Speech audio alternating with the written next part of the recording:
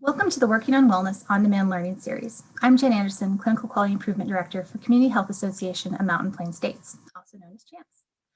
CHAMPS supports the needs of health centers in Colorado, Montana, North Dakota, South Dakota, Utah, and Wyoming. Each episode in this on-demand learning series was brought to you with the generous support of our partners at the Rocky Mountain Public Health Training Center. Each of the episodes in this series was recorded in June of 2021, and each provides a different presentation from an expert in the fields of psychology, resiliency, or mindfulness, and are designed to help you reflect on your state of being following the COVID-19 pandemic. Some episodes offer tips for personal resilience, some focus on the specific needs of healthcare providers, and some will help you think about your opportunities to support others in the organizations that you're a part of or that you lead. Each episode is available for you to view and share with others at your leisure. Additional resources to accompany each training can be found on the CHAMPS website where these recordings are housed. We hope that attending these on-demand trainings will enable you to bring new skills and tools to your job and strengthen the ability of your health center to deliver the highest quality primary care to your communities. When you're done watching this presentation, please take a moment to complete the brief evaluation that can be found linked under each presentation. For this episode, we'll hear from Dr. Christine Runyan. Dr. Runyan is a clinical health psychologist, professor in the Department of Family Medicine and Community Health at the University of Massachusetts Medical School and co-founder of Tend. After starting her career as a psychologist in the U.S. Air Force, she focused her research, clinical service, and teaching on behavioral health science and family medicine, as well as promoting models of integrated primary care. Dr. Runyan is also a mindfulness teacher at the University of Massachusetts Center for Mindfulness. At the height of the pandemic, recognizing an undeniable need for expert mental health services for healthcare professionals, she launched Tend Health. Tend Health provides specialized, private, and accessible mental health care and education to healthcare professionals and consultation to healthcare organizations willing to invest their most precious resource.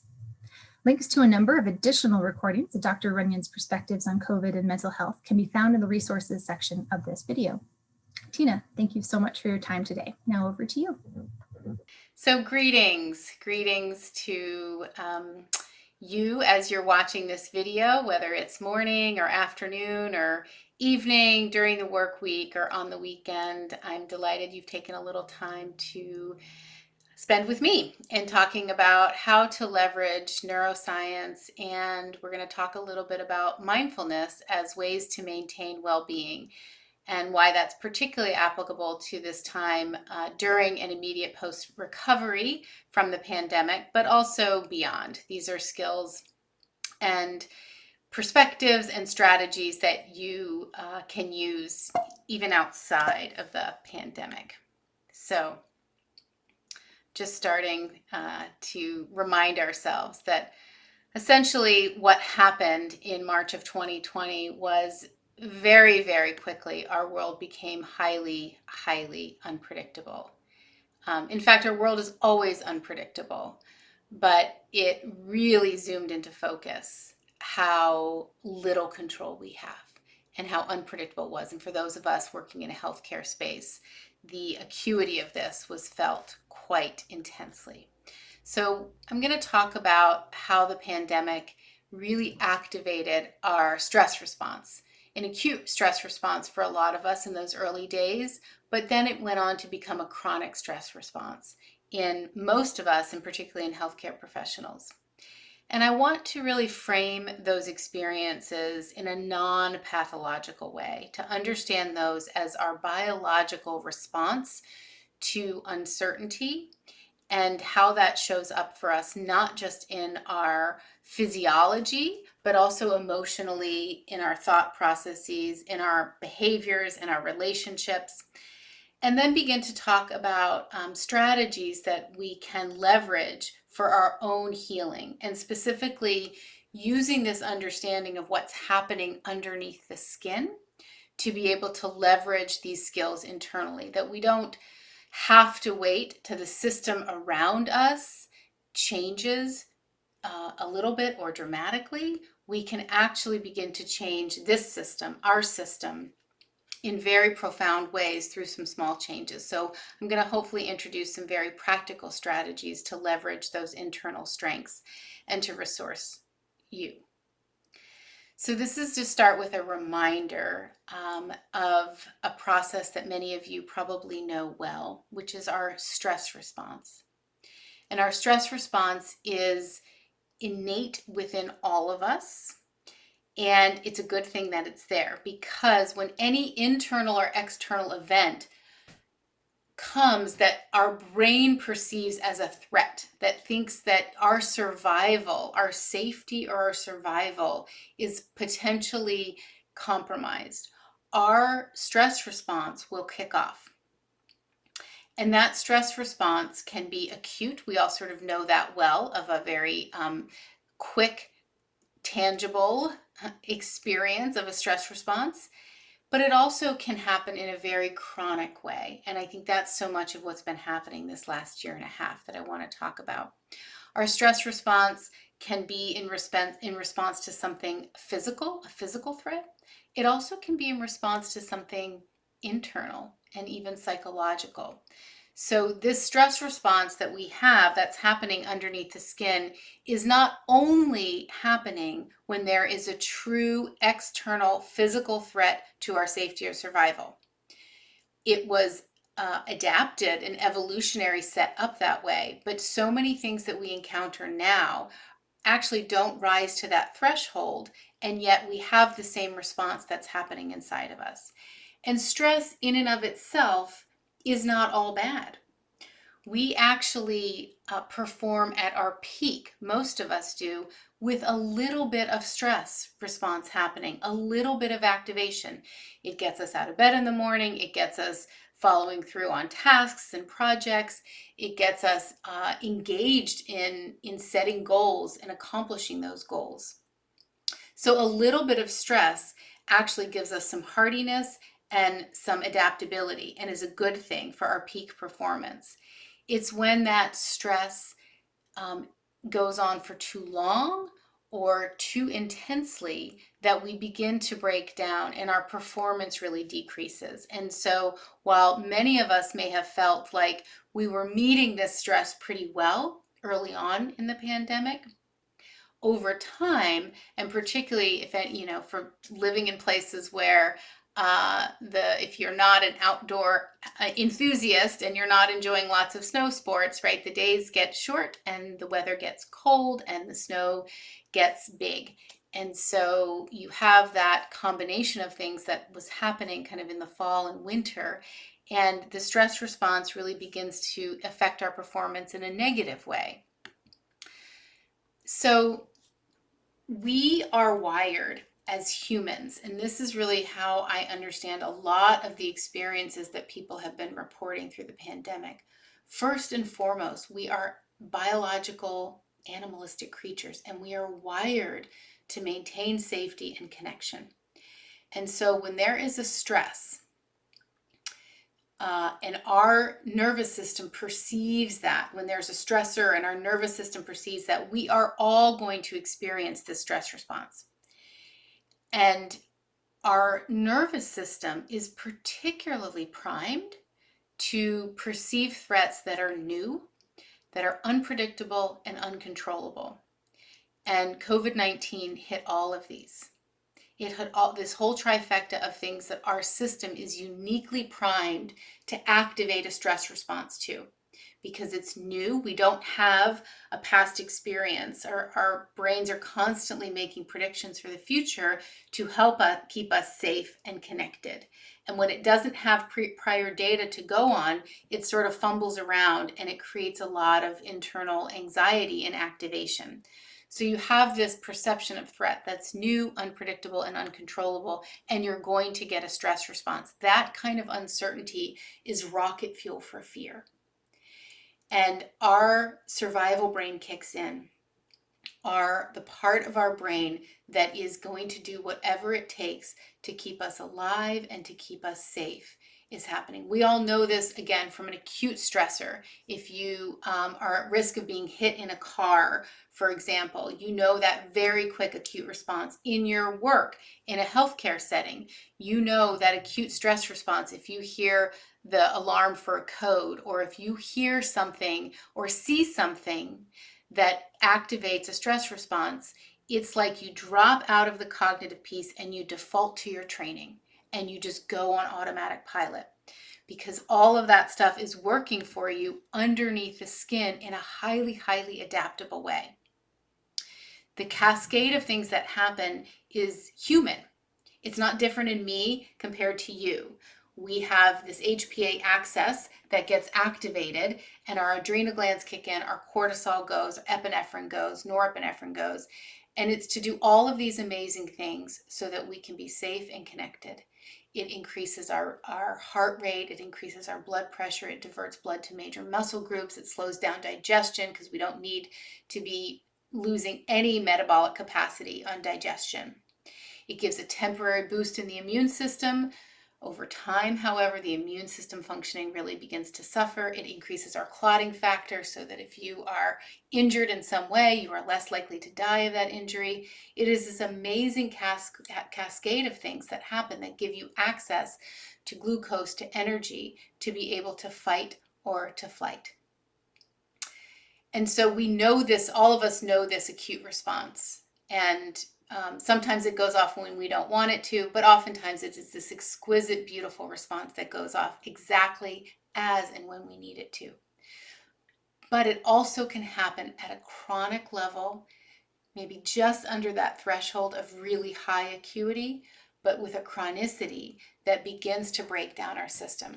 And one of the things that happens that really begins to affect us emotionally, cognitively, behaviorally, and relationally is that when we are in any degree of a stress response, because our threat appraisal system, our amygdala, has basically signaled there's a threat, because we perceive the world through our nervous system, through our senses. And so the brain, the prefrontal cortex, is not telling the amygdala there's a threat. The amygdala is saying, thank you very much, prefrontal cortex. We actually don't need you involved in this process to determine whether there's a threat. In fact, you get things wrong, so we're going to dial you down. The threat appraisal system is taking in information from the sensory experience, deciding when to activate, and when it does, it actually dials down the prefrontal cortex, the thinking part of the brain, so that we're not engaged in this contemplation around, should I react, should I not react? And this is relevant for one of the strategies that I'll discuss later. So the brain, the prefrontal cortex goes offline a bit, gets a little bit compromised in this stress response. And this is why emotionally, behaviorally, we are not adequately resourced if this response is happening, again, maybe not at that over the threshold level of acute stress response, but if it's happening at a chronic level, this is why we begin to get some downstream effects on our bodies. And so most of us have, or we all have, a optimal zone of tolerance, a window of tolerance for our physiological arousal that mirrors that good part of the stress curve, where we're not so flatlined that we're disengaged and detached, we're not hypo-aroused, shut down, disengaged, there's a numbing effect, but we're also not so aroused in this fight or flight system. So this is that top peak part of the curve, this optimal zone of arousal. And this is where you can have present moment awareness, you feel safe, your body has a posture that says it's safe. Your shoulders are not up to your ears, you're not clenching in your jaw, you can experience empathy, you can emote compassion, you can feel and think simultaneously about what's in front of you and what's inside. This is sort of where we are in our optimal zone of functioning, in a sense of flow. And this window of tolerance gets squeezed whenever somebody has a trauma. Whenever an individual has a trauma, this window gets shortened, right? We know this in the sense of ultimately the diagnosis of PTSD is a disorder of the nervous system. And it's a condition in which, because of this shortened window of tolerance, people get activated at lower thresholds, at lower levels. This level of vigilance and hyperactivity and arousal is happening at lower levels. Well, if you think about what's happened for all of you in the last year and a half, and many people are calling this a collective trauma, and I would agree with that. For all of us, our window of tolerance has shrunk. And so how you are reacting to things now may actually look different than how it looked 2 years ago. You may be more reactive to things, or your level of reactivity, of being more reactive, may actually be a little bit of a quieting, a shutting down. Your reactivity may look like contraction because it's just too much, which is also part of the stress response. So it can go in both directions. And as individuals, we actually can experience both the sense of hyperarousal and hypoarousal in the same day. And even to the same stressor, we could react to the same stressor in two different ways, even on the same day. But regardless, we're getting catapulted out of our optimal zone of arousal. So this is the level of physiological activity where we know that we are in our best selves. We're our best selves to ourselves, and we're our best selves relationally. But for many of us, because of this chronic stress response, we have been existing or hanging on really precariously to staying in this zone, but very quickly get thrust outside of our window of tolerance. And that is our stress response. So it doesn't have to look like this acute, massive, intense fight or flight reaction. It can be hints of that may not be so extreme, but actually are happening pretty frequently. And when we're in this is the place where behaviorally we start to be unskillful because our stress response is always going to drive us to things that probably historically were a coping strategy at some point and maybe helped us get through a difficult time, and they have formed a habit, or they produce a temporarily sense of feeling better, even if in the longer term they create more problems. So this could be things like overwork, not sleeping. It could be things around food choices, not cooking at home and doing a lot of prepared foods or takeout. It can take the form of things and other kinds of substances to sort of quiet the noise, the internal noise in our physiology. So I love this cartoon, which basically, the man in the desert who has this choice point.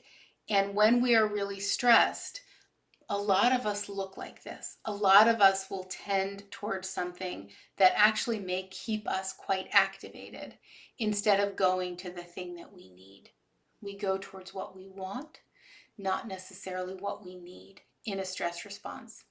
It's very human, partly because that prefrontal cortex, where all of your willpower and all of your decision making and planning lives, gets compromised in a stress response. So even at this chronic level, when anytime you're outside of your window of tolerance, you don't have as much capacity to that part of your brain. And so if you're wondering, I do really well with making food choices or going to the gym or not drinking that third glass of wine, when I'm well resourced and when I feel good and when I'm not tired, of course. It's because when there's stress and exhaustion, we don't have our full capacity, and so we default to habits and we default to coping strategies that may feel like a solution in the short term, but often can become a problem in the longer term. And I just want to say that again, is very, very human for us as individuals, and especially with what people have been coping with the last year and a half. This is a normal pattern response to an abnormal and excessively high level of stress outside of us and within us.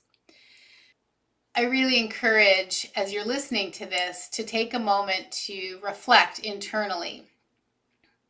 Whether you share it with somebody else or just name it to yourself, to begin to notice your own patterns of how you experience stress can be really valuable as truly a strategy for how do you meet yourself and meet this moment in the pandemic and beyond, that when we begin to learn our own habitual patterns, our own automatic pilot, that gives us a leg up to pause at any point and to learn how to pause, because we can start to recognize it earlier. When we begin to recognize stress upstream for ourselves, we're not just dealing with all of the downstream effects for ourselves of how stress shows up and then trying to mitigate those by addressing these problems, as opposed to noticing much earlier on in the cycle of how stress shows up for you. And this is a really individual experience, right? That how I experience stress emotionally, relationally, is going to be really different than how any one of you experiences stress. And so being able to name it. If you're not sure, you might ask somebody that you live with, if you live with somebody else or somebody that you work quite closely with, what do you think I'm like when I'm stressed?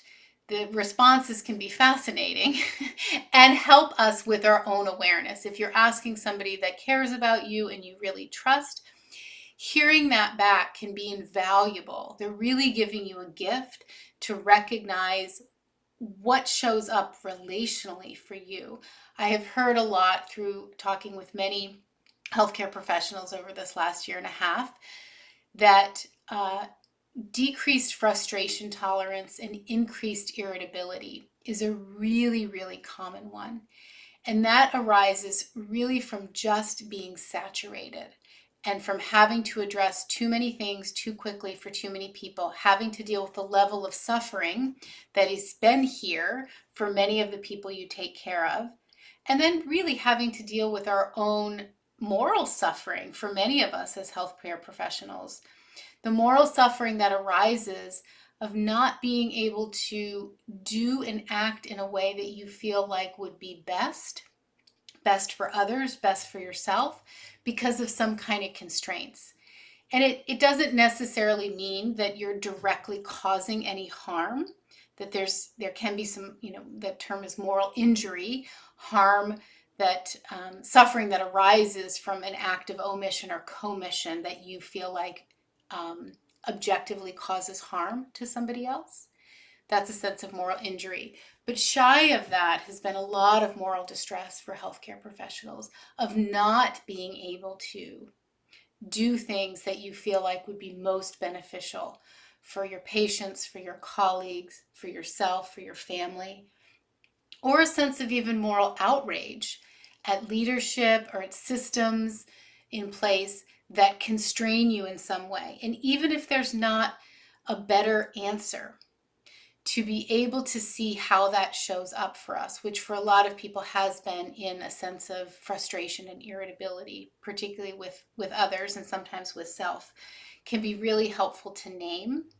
Because when we start to name things, we leverage our prefrontal cortex. We bring that back online, and it can really serve us in really positive ways. So part of the reason irritability and low frustration tolerance shows up when we're stressed is that our stress response, the other thing it does is it very quickly orients us and has us draw lines around our network and our tribe. And so if I am under threat, because this is what the inception of the stress response is, if you're having a stress response, it is because your nervous system has detected a threat. Now, whether that's an actual threat or not is later to be determined. But through your sensory experience, your nervous system has said, oh, there's a threat here. I'm going to activate the stress response.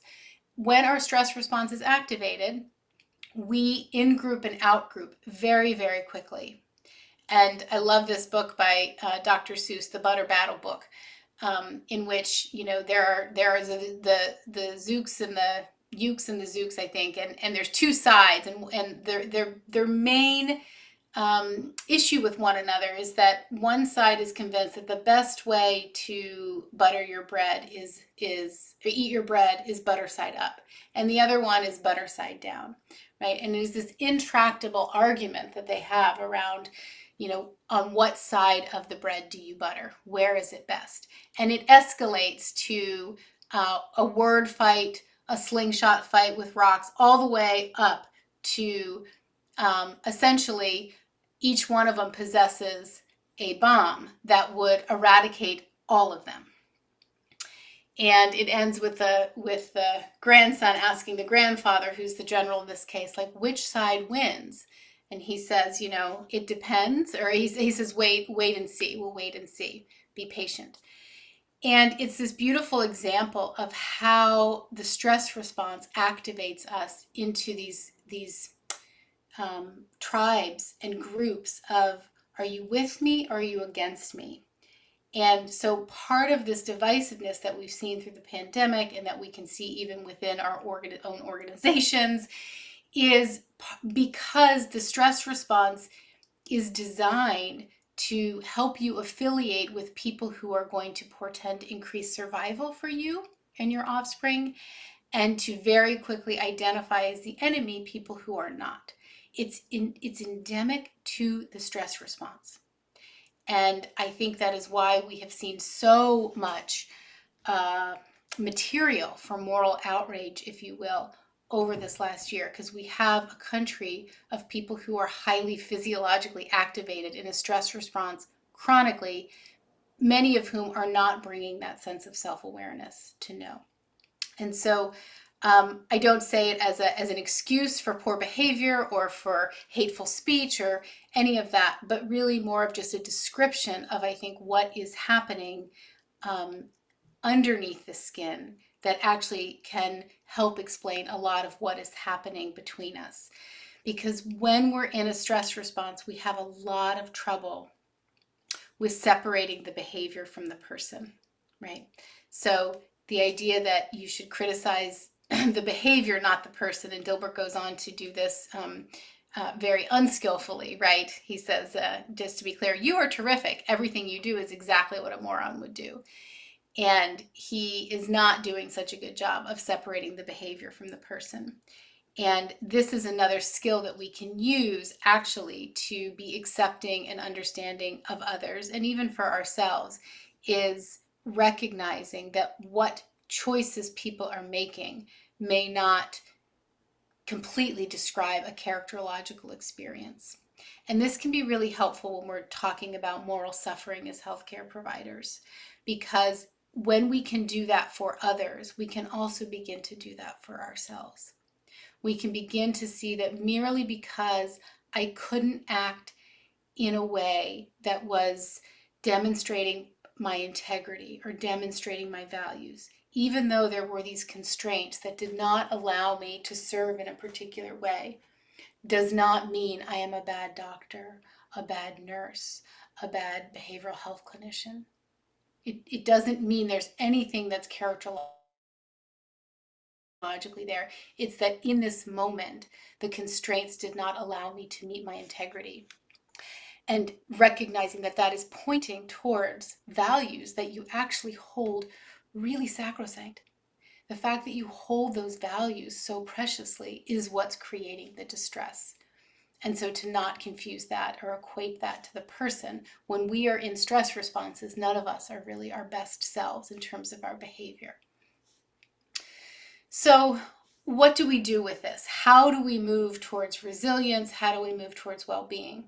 Well, all stress responses have a recovery process that is built in that leads us to resilience when we can execute the recovery period. And this is really critical. And this is critical to these strategies that I'm beginning to hint at, and we'll talk more about. That resilience only happens in the face of stress when we can have a recovery period. Without that recovery period, we remain activated and we remain susceptible to increasing our allostatic load, which is shown in this graph here at the bottom. So We know this from if you've gone to the gym and you've tried to build muscle mass, or you've tried to increase your running times, right? You stress the body, you back off, and you give it that recovery period, which actually builds the muscle, it builds the stamina. If you were to not have that recovery period, if you were going to try to increase your running pace or build muscle, and you had no recovery period, you just did it to completion, exhaustion, 7 days a week, 4 weeks a month, 12 months a year, you get injured, right? You get injured. It just, body will say, I am going to do something here drastic to prevent this from going on. And this is what's actually happening for many of us without the recovery period. So your stress cycle has a natural process of going into a recovery period, and then we go back to integration, and we'll be in our happy place, our zone of optimal arousal, where we're wired for connectivity and engagement here. But if you don't have that completion of the stress cycle with the recovery, you get a really built up sense of allostatic load. And that's where you begin to see the breakdown in terms of your emotional well-being, relational well-being, and ultimately physical well-being in your health. And this is this term languishing was in a New York Times article. Adam Grant wrote about this term languishing, and I think it was so popular because it was naming something. It was giving people an anchor to hold on to that wasn't actually filled with pathology. It was actually naming what people feel like is happening with them because of this lack of recovery. So when we don't have recovery, we can't have resilience. So how do we work with this, knowing that, the rain is going to keep coming, the stressors are going to keep coming? Some of you may be familiar with this cycle that is often one of the guiding principles of cognitive behavioral therapy, of recognizing that our thoughts, emotions, and behaviors are all bidirectionally interacting with one another. And while we don't have much direct control over our feelings, we can begin to exert some direct control over how we're thinking and what actions we're taking. And these in turn can influence our emotions. What I think that doesn't fully appreciate, however, and I want to introduce a fourth element here that's going to be pretty crucial to the strategies that I have for you. This cycle, this triangle in CBT, ignores the body. It ignores what's happening underneath the skin. And we have both an incredible barometer of our well-being that exists in the body. A well body doesn't experience frequent migraine headaches. A well body doesn't experience frequent GI distress. A well body will be on its natural rhythm of care, of sleeping, and giving you hunger cues and giving you satiety cues. And so the body is a barometer, and it's also a place where we can begin to shift our somatic experience to change our emotions and to change our thoughts. We can assume postures in the body or ways to be with the body that actually begin to influence our thoughts, emotions, and behavior. So it works bidirectionally, and cognitive behavioral therapy doesn't, I think, in my mind, doesn't appreciate the richness and the sensitivity that is here in the body. And it's where I'd like to work a little bit more, particularly because I conceptualize so much of what we're experiencing, particularly as healthcare providers, through this stress response. And just to underscore this a little further, I'll share with you a study that was done by some Finnish researchers who, cross-cultural study, looked at over 700 individuals and induced particular mood states in them through video clips and through vignettes and things like this, where they were naming particular strong emotions that were evoked from an exposure to something sad, to something that created a sense of happiness. And then they had them basically annotate within these body maps where they felt this emotion in the body. And so yellow is highest activity. Black is sort of is a neutrality, and blue is tending towards a sense of numbness, which is different than neutrality, right? It's sort of a heaviness and then a numbness. So you can see in this, and again, the cross-cultural nature of it, of how human this is, for certain emotions to congeal in certain parts of the body, and how we can use that, both our somatic experience of awareness, to be able to help us know when there's stress there, when there's strong emotions there, and also begin to leverage and help us to use the body to shift our emotional experience, because we can spotlight our attention on particular parts of the body, right? For example, if you look at love, if you look at happiness, you see a lot happening in this heart center, and we can use our attention and the spotlight of our attention to come to our heart center. We can broaden across the collarbones and the shoulders, draw the shoulder blades down the back, and open up in this space. And merely by shifting our posture and directing our attention to certain parts of our body, we can begin to change our emotional landscape. So I invite you, whether you do this as part of watching this or some other time, to play with this idea of working with the body as not just a receptacle of your experience, but as a source to begin to shift your experience.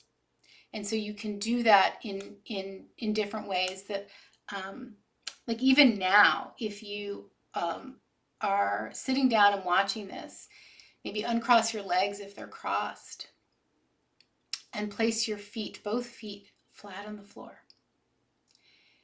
And draw your attention actually to the soles of your feet. Maybe press into the bottoms of your feet. Maybe see if you can feel through all four corners of your feet. Feel the stability underneath you. Feel the earth holding you. Not locking out the knees, but just connecting into the earth beneath you. And feeling your feet grounded. And then just notice if you sense anything there. How does that feel in the body? The posture of fight or flight, right, is going to be on the toes. If you're in an acute stress response, you're on your toes because you gotta fight or you gotta flight. Grounding, feet flat on the floor, can begin to send a signal through your senses of safety, of it's okay to be right here, right now. And so we can work with the body in that way, for example. So what does this have to do with mindfulness? I promised you some mindfulness in my introduction. So mindfulness is a buzzword. It's an overused term. It's a misused term often. And I just want to encourage you to have a little bit of openness around this concept, because if somebody could offer these things to you in pill form, and if I'm in front of an audience, I usually have them put their hands up to say, raise your hand when you would agree to take this pill as a once-a-day pill. No side effects. And raise your hand when you would agree. And really about this point, almost most hands in the room are up. And then you keep going, and I get to hear, and almost every hand in the room is up. And by the end of the list, every hand in the room is usually up. That if somebody could offer you in pill form, would you take it? And this is some of the evidence of what's here for mindfulness, of what's on offer with mindfulness. So what do I mean by mindfulness? By mindfulness, I mean just awareness. Awareness of the present moment. And often the scientific definition is non-judgmentally, paying attention non-judgmentally. I actually replace that with compassion. I think it's easier sometimes to do something that with as opposed to without. And as soon as you say non-judgmentally, people get acutely aware of the very active process of judging that's in the head. So really it's just present moment awareness. What's here, right now, and can I turn towards that with compassion to things exactly as they are, even if it's not how I want them to be, which has been very true for all of us the last year and a half. We don't want things to be as they are, so I don't want to accept it. But can I just pay attention to how it actually is? And I want to disabuse you of a couple of common misconceptions around mindfulness. Mindfulness is not the same as meditation. There's lots of different ways to meditate. There is a way to be in mindful meditation as a type of meditation. There's also a lot of different other types of meditation. And I often think of meditation as the tool, because mindfulness, in terms of what we're trying to achieve in everyday life, is just that. It's awareness. It's present moment awareness with compassion. That doesn't require assuming a meditation posture, sitting in lotus position, closing your eyes and chanting Om or anything else. Meditation is a tool that can help with honing our concentration to be able to have some mindfulness, to have this awareness. You actually do need a fair amount of concentration. So meditation is kind of like the biceps curl. It's like the repetition to build some strength, to build some concentration, but it's not synonymous. And you can actually begin to work with mindfulness even without a deep meditation practice. Mindfulness is also not relaxation. Sometimes people feel relaxed when they engage in formal practices of mindfulness, but the goal is not relaxation. And a lot of times when people first start in mindfulness, there's anything but relaxation. There's a lot of agitation and a lot of restlessness, because all of a sudden things get quiet and you turn towards, if the object of your attention is your mind or the object of attention is your breath, all of a sudden there's lots of chatter there to notice. And so it can evoke a fair amount of restlessness, not relaxation. Mindfulness is also not about a visual exercise or imagining yourself at the beach or going to your happy place. Those are useful tools as well, and often do produce some relaxation to have some visual imagery. But mindfulness is not about going anywhere else. It's actually very much about being exactly where those 2 feet are planted on the floor. So it's a way of being with yourself, a way of being with others, a way of just sort of moving through the world. Oh, and I use this, it's a tool, and I like this idea of, it's like a stud finder, right? A stud finder is a tool in your toolkit that it's not creating anything, it's just revealing something, right? You hold it up against it, it beep, beep, beeps when it finds a stud. It's just revealing what's already there. And that's really what's here for mindfulness. It's just revealing our innate capacities around resilience and our innate capacities around resourcing ourselves. And ultimately what it is, it's trying to become aware of what's happening in your thoughts and in your experiences and in your body with all of the stimuli that's coming in. All of the things that are coming in through our senses, our sights, our sounds, our skin, our taste, our smell. All these things that are coming in, to have this little wedge of awareness that notes how it actually is. And it can move us from reactions to being a little bit more responsive. How this relates to what I'm talking about with the stress response is, I'll just share a couple of slides from some research. Is that most of this research, by the way, is done with particularly a particular form of mindfulness intervention called mindfulness-based stress reduction, which is an 8-week program of 2.5 hours of classroom instruction that involves quite a bit of meditation in the class as well as in home practice throughout the duration of those 8 weeks. That's kind of the gold standard intervention that these results are showing about what are the benefits of mindfulness. So what has been shown using fMRI is that people who report their subjective experience of stress reduction actually correlates on fMRI with changes in the amygdala being the threat detector part of our nervous system and our limbic system. It shows some decreased reactivity, which means that your your senses are bringing in information and your amygdala is not firing, saying threat, threat, threat at the same threshold. So you can imagine when we talk about window of tolerance, it's like growing your window of tolerance so that that stress response is not happening at such a low threshold. So it's broadening that window.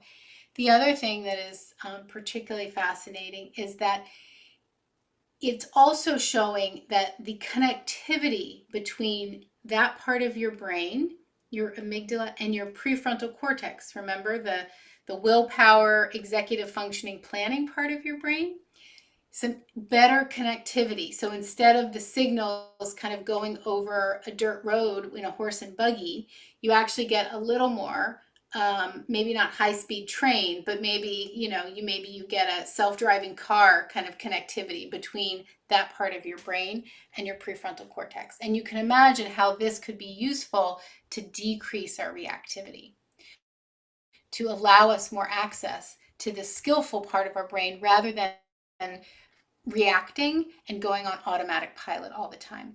So not only do you get the structural changes, you get the functional changes as well. And you also get a little more changes in some of the areas of the brain that are related to interoception, that are related to self-awareness. So mindfulness as an approach and as a strategy really does bring that body-based somatic experience into this as a tool. And it can help us in particular types of mindfulness practice as well to leverage this other part of our nervous system that is innate within all of us. It's our affiliative stress response, often called tend-and-befriend, that was not described back in 51, I think, when Hans Selye talked about the stress response. Most of that early research was done with males. And the tend-and-befriend response is mediated by oxytocin. And you also see it more pronounced in females who really, in order for them to survive, particularly in an evolutionary standpoint, for females to survive, they needed to befriend one another and be in groups because they didn't have the size or the speed to be able to fight, right? So they were stronger in groups, and they had the tending responsibility, the tending to the offspring. And so this is also why when we are stressed, we are drawn towards connection, and why healing happens through connection, because oxytocin reduces cortisol. And this part of our stress response actually can mitigate a lot of the activity of our stress response, and why through this pandemic, it was so challenging, and why we've had such activated stress responses, because things like touch, things like just being able to give somebody a hug were not as readily available. In fact, it was another source of threat, right? It was another source of potential infection. And so it was taken from us, and that we couldn't actually leverage this part of our nervous system as effectively. And so to know that the neurocircuitry of compassion and of tending to one another is mediated by oxytocin and dopamine. And this doesn't matter whether you are offering compassion to somebody, whether you're the recipient of it, if you're witnessing it, or if you're offering it to yourself. All of those have this very predictable hormonal release of oxytocin and dopamine, which make us feel better. As humans, they make us feel better. So little ways to activate this. And I've talked in another presentation around self-compassion as a way to activate this. So I'm not going to go into that here. But I do just want to take a moment to think about for yourself how you can, and how you have been actually leveraging this affiliative stress response, the affiliative part of you that does want to tend, that does want to be in connection and befriend with others, and to do that for ourselves. that this actually mitigates our stress response, that doesn't require anything else from anybody, that we can actually do for and with ourselves. So a couple of tips about that. I've talked also about many of them. So this is really in summary of what you can do. So recognizing this activation when it occurs. This has to do, mindfulness is a key to this, but just knowing your own pattern. And then you can do this 3-point check-in. What are the thoughts that are here? What are my emotions? What's happening in my body? The quicker you can catch it, the easier it will be to begin to regulate.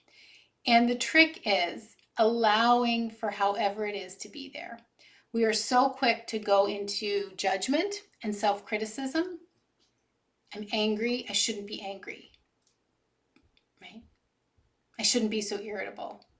I should or shouldn't. Like, we can go into a lot of judgment. And so can we just allow for however it is to be how it is?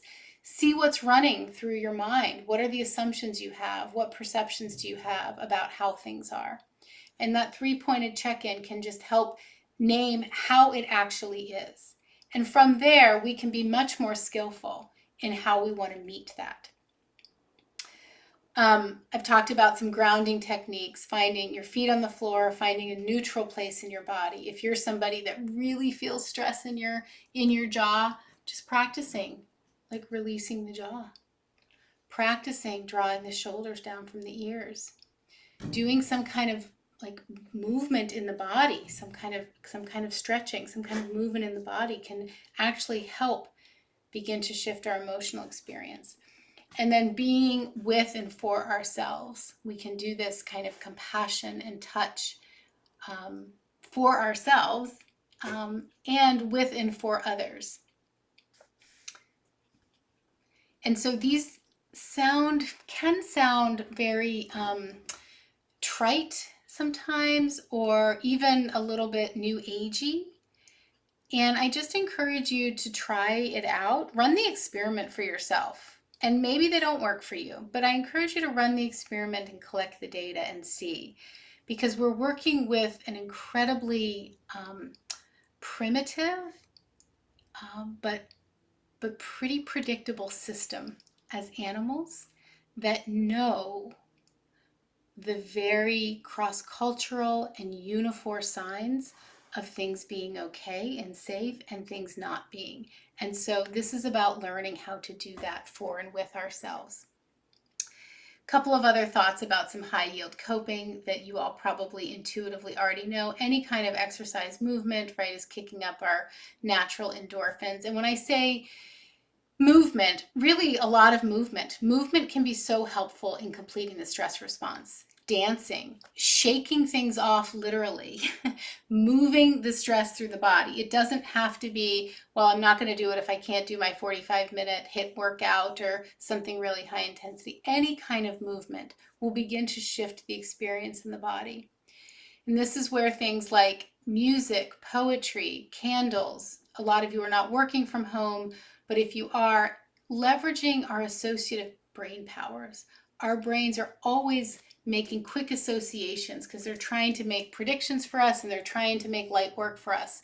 And so if you can bring in something that has a positive historical metric, like it has a positive experience, you know, through a song or through any of your other senses or olfactory senses is very, very sensitive.